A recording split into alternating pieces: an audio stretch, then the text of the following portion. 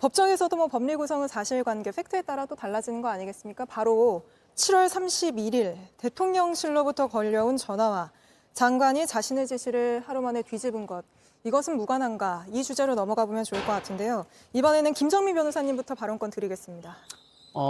이제 7월 31일 날 11시 54분에 대통령실로부터 전화가 걸려오고 전날 결재가 완전히 번복되는 이런 아수라장이 벌어졌지 않습니까?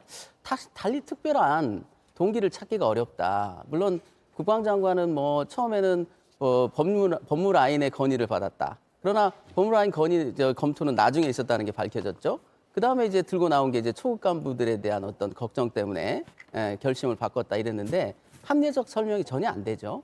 게다가 지금 대통령실로부터 걸려온 전화에 대해서는 처음에는 아예 인정을 안 했거든요. 용산으로부터 어떤 전화도 받지 않았다 이렇게 주장하다가 지금 이제 이 통화 목록이 공개되니까 변명을 하기 시작하는 것 같아요. 그러나 저희가 볼 때는 대통령실의 전화 이거 외에는 전날 그렇게 인사와 안에 대해서까지도 아무런 이의 없이 결재했던 분이 갑자기 바꿀 이유가 없다. 저희는 그렇게 보고 있습니다. 네, 김정민 변호사님. 네, 일단 결론적으로 먼저 말씀드리면 그 사건 이첩 보류는 장관이 판단하고 장관이 결심했다는 것이며 그 지시가 이제 적법한 이상 800 전화번호 이거는 이 사건 쟁점이 될 수 없습니다. 이게 법률적으로 제가 설명을 드린 겁니다. 장관을 지낸 사람으로 대통령실 관계자 포함과의 통화 여부 그리고 그 내용을 공개하는 것은 적절치 않다는 것이 저희들의 일관된 입장이고 한 번도 변함이 없습니다. 아까 말씀하셨는데 대통령실과 통화한 적 없다. 대통령과 통화한 적 없다라고 말한 게 아니라 이 건과 관련하여 대통령과 통화한 적이 없다라고 일관되게 말했습니다. 당시 뭐가 쟁점이었냐면 지금은 이제 사그러들었지만 모두 사단장을 빼라는 통화를 갖다가 전화를 받았다. 사단장 빼라고 대통령실에 전화한 거 아니냐. 그 부분이 핵심적인 의혹으로 제기되었습니다. 그런 내용의 통화를 한 적이 없다는 겁니다. 그 전에 그럼 국방부 장관이 대통령과 통화를 갖다가 통화 관련해서 이런 일로 통화를 갖다가 여러 번 합니다.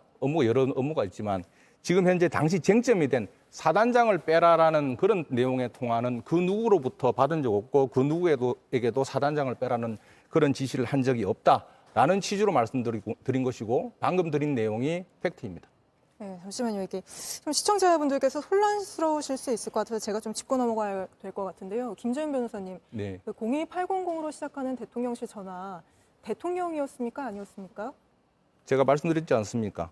통화 여부라든지 통화 내용에 대해서 장관으로서는 밝히는 것이 적절치 않다는 입장이 일관된 입장이고 그것에 대해서는 밝힐 수 없습니다. 제가 왜 이 질문 드렸냐면 최근에 대통령실 발로 나오는 보도들을 보면 이 800 전화가 대통령이 아니었다고 설명하고 있는데 이종섭 장관의 입장과 대통령실의 입장은 좀 다른 것인가? 그 얘기를 누가 한 건지는 잘 모르겠지만요. 그 얘기를 하는 순간에 그 부분에 대해서 저희들이 언급하는 순간에 저희들이 통화 내용이라든지 통화 언급이라든지 통화 내용에 대해서 확인해 주는 문제가 생기니까 그 부분에 대해서 답변하는 것도 적절치 않다고 생각합니다. 아니 구체적인 내용에 대해서 밝힐 수 없다 하더라도 적어도 대통령이었냐 마찬가지입니다. 아니었냐 누구랑 통화했는지를 밝힐 수 없는 입장이시죠? 마찬가지 입장입니다. 알겠습니다. 그럼 바로 토론 이어가겠습니다. 네. 김정민 변호사님. JTBC 뉴스를 시청해 주셔서 고맙습니다. 저희는 저녁 6시 50분 뉴스룸에서 뵙겠습니다.